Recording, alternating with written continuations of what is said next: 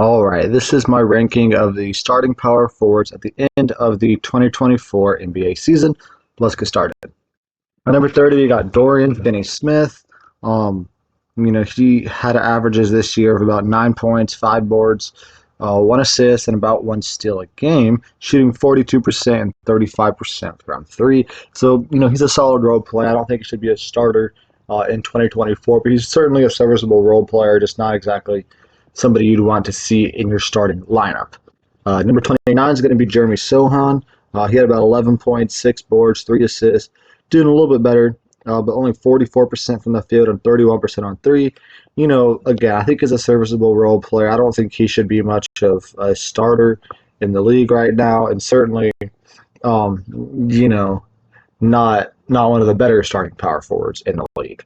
Number 28 is going to be Santi Aldama of the Memphis Grizzlies.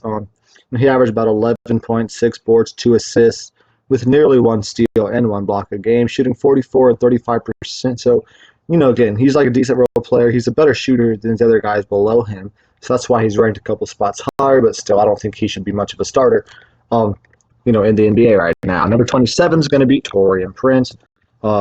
He averaged about 9 points, 3 boards, 1 assist, shooting 44 and 40% three. So he's a guy that's not going to kill you if he's in your starting lineup because he does shoot 40% from three. But you would still like somebody better than him in your starting lineup, but you're certainly fine having him start games for you. Number 26 is going to be Patrick Williams. He's actually been pretty good. He averaged about 10 points, 4 boards, 2 assists, 1 steal, 1 block, shooting 44 and 40% from the field as well. So just kind of like a slightly better version of Taurean Prince. And I do think he still has potential to be, one of the top 15 or so starting power forwards in the league in the next couple of years. Number 25 is going to be Isaiah Stewart.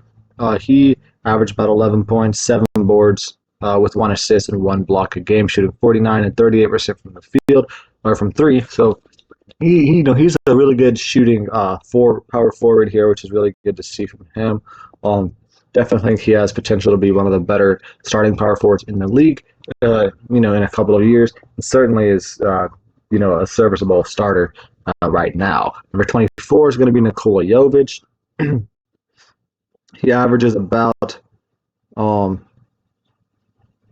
8 points, 4 boards, 2 assists, shooting 45 and 40% from the three.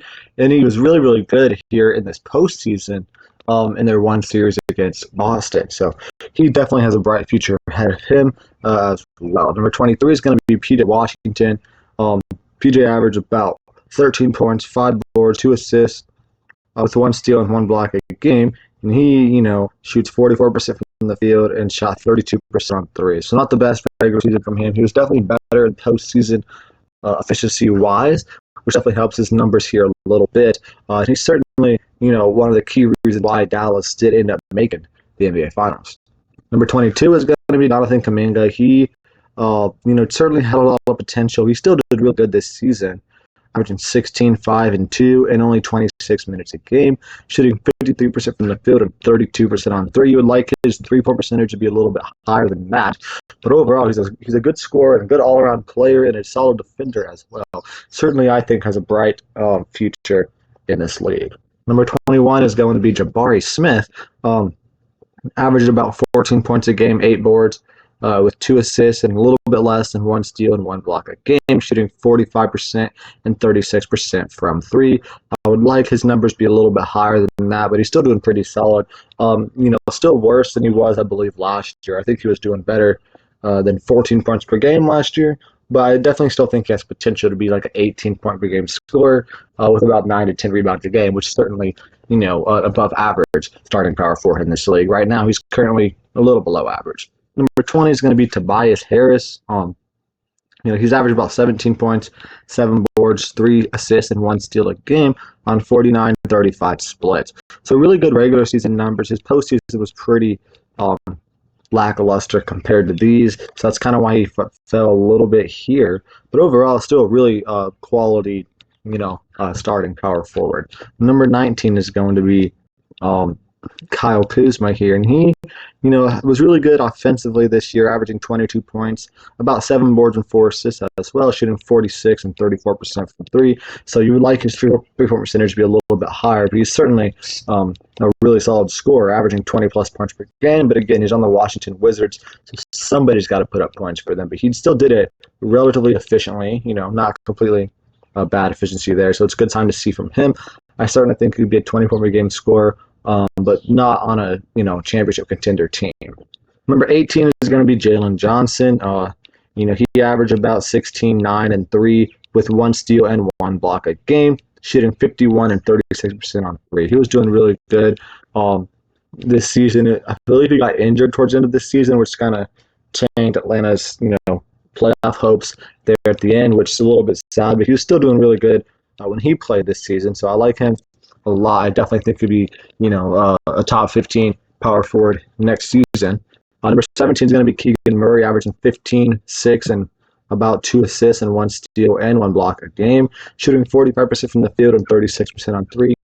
I do believe his efficiency went down from his rookie year, which is a little bit concerning, but I do think his role also increased in taking more shots, so it's understandable why his efficiency would go down a little bit, but certainly still think he is a really quality starting power forward in this league, and certainly one that you would not mind being on your team. Number 16 is Miles Bridges.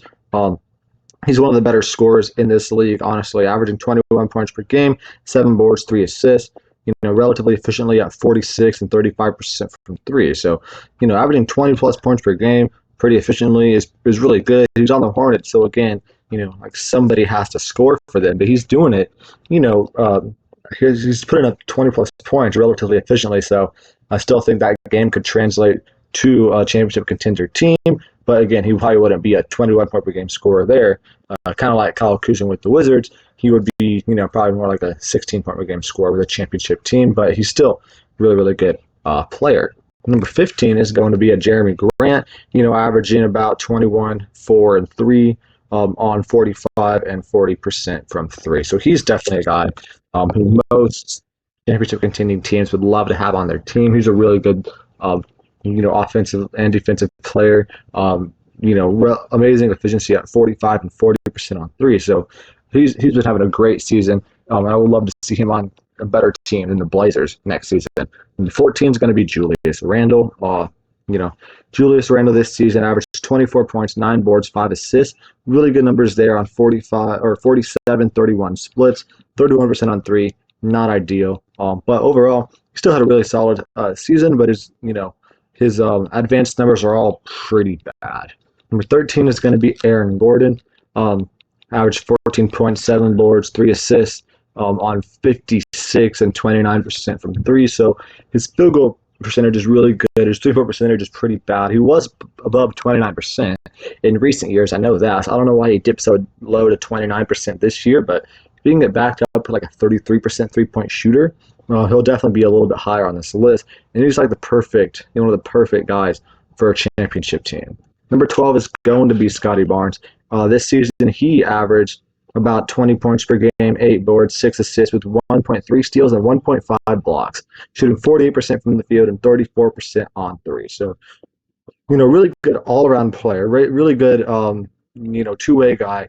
You would like his three-point percentage to be a little bit higher, but overall, he's a very good power forward in this league. If he can up his three-point percentage a little bit, he'll be a top 10 power forward in this league next year easily. Number 11 is going to be Evan Mobley, averaging about 16, 9, and 3 with 1.4 blocks a game, shooting 58% from the field and 37% on three. He also had a really good postseason this postseason with the Cleveland Cavaliers. He was doing really good for them in their first 2 rounds there, so that's a really good sign to see from Evan Mobley. I would love to see him take over as the full-time 5-man in their lineup. I would like to see Jared Allen move somewhere else and let Evan Mobley thrive at the 5, because I do think he was doing better at the 5 when Jared Allen was injured than he was at the 4. Number 10 is going to be Jalen Williams with the Oklahoma City Thunder. He is an absolute dog, averaging 19 points, 4 boards, 4 assists, 1 steal on 54-43 split. So if he can, keep that up, be a 20 point per game scorer on 54 and 43 splits, he's going to be legitimately one of the best offensive players in the league in the next couple of years if he can continue his efficiency like it is. And this is only his second year in the league, and he's already doing this. So he certainly, I feel like, has potential superstar, or at least potential perennial all-star, like written all over him. Number 9 is going to be Karl Anthony Towns, averaging 22, 8, and 3 on 50% and 42% from 3. So, he's only like 3% off on his free throw from being a 50, 40, 90 type of guy. So he's certainly one of the better offensive players in the league. Being the second option here, averaging 20 points per game very efficiently, is obviously something really good to see. He was a little bit lackluster in the postseason, which could hurt him a couple spots here. But overall, still certainly a really, really good starting power forward in this league. Number 8 is going to be Lauri Markkanen. He was a small forward coming into this season because they had John Collins, I think, slated to start at the 4. But he was listed as the number 2 starting small forward there. But there was also not a whole lot of good starting small forwards projected in the lineups coming into this season. So he falls down to number 8 at a power forward, but he still had a really, really good season, averaging 23, 8, and 2 on 48-40 splits. If he can average, 23 plus points on 48 and 40 splits, he certainly be, one of the better players in this league for the foreseeable future. Number 7 is going to be Zion Williamson, who averaged 23, 6, 5, a steal on 57% and 33% on 3. He does not shoot a lot of threes, but he was 33% on his limited attempts this season, which is a good sign. You would like him to maybe be a little bit more of an active three-point shooter, but also, if he's going to get you 23 points on 57% shooting, you're not really going to harp on him too much about shooting the 3-ball. Number 6 is going to be Paolo Banchero. This is only his second season in the league, and he is already one of the best players in this entire league. Certainly one of the best power forwards in this league. He was averaging about 23 points, 7 boards, 5 assists on 46-34 splits. As long as he can continue to improve his efficiency a little bit, get to like 48 and 36 by next year, he will easily be averaging 25 plus points per game. And he was doing that in this postseason. He was absolutely amazing in this postseason, which gives me a good hope for him to be, an all-star, maybe potentially an all-NBA in his third season next year. Number 5 is going to be Pascal Siakam. He was a really, really good player this season, especially once he got traded to Indiana. He was averaging 22.7 boards, 4 assists on 54-35 splits. So some really good percentages there, really good numbers. He was also really, really good in the playoffs. Had plenty of games, especially in that first round against Milwaukee, where he just absolutely took over for Indiana, which is really, really good to see here for the Indiana Pacers' future. Number 4 is going to be Kawhi Leonard. Could be a little bit low for Kawhi, but it's still number 4 power forward, still one of the better players in the entire league. This power forward position is pretty stacked here at the top. He averaged about 24 points a game, 6 boards, 3 assists with 1.6 steals and a block, shooting 53, 42, 89 split. So only 1% of his free throw away from being a 50, 40, 90 member. So an amazing efficiency this season, as well as averaging 24 plus points per game. He was not very good in his few playoff games that he did play, but he was also very, very far away from being 100% in those games. So I'm not too concerned about that. Number 3 is going to be Jason Tatum.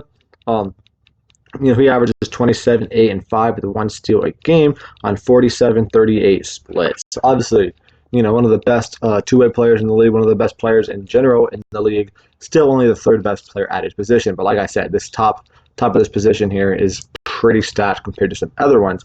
But he also he was really good in the playoffs, but his playoffs were still worse than his regular season numbers, so that kind of hurts him a little bit. If he would have had a better postseason, he probably could have been number 2 on this list. But if he would have won Finals MVP or Eastern Conference Finals MVP over Jaylen Brown, he likely would have been up to number 2 on my list, but he has to fall down to number 3 because Jaylen Brown was outperforming him in the playoffs. Number 2 is going to be Kevin Durant.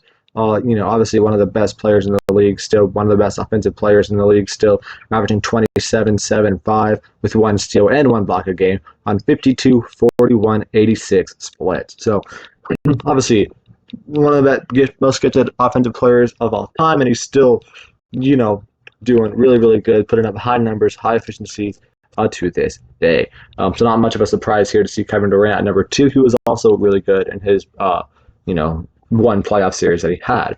Number 1 is going to be Giannis Antetokounmpo. You probably could have guessed that before you even clicked on the video. He averaged 30 points, 12 rebounds, 7 assists, over 1 steal and 1 block on 61, 27, 66 splits.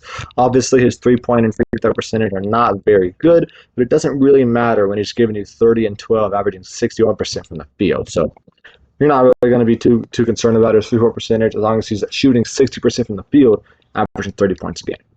Looking at our missing players here, Jimmy Butler was a small forward. He was at 4 as a small forward. Victor Wembanyama was 13. He's a center.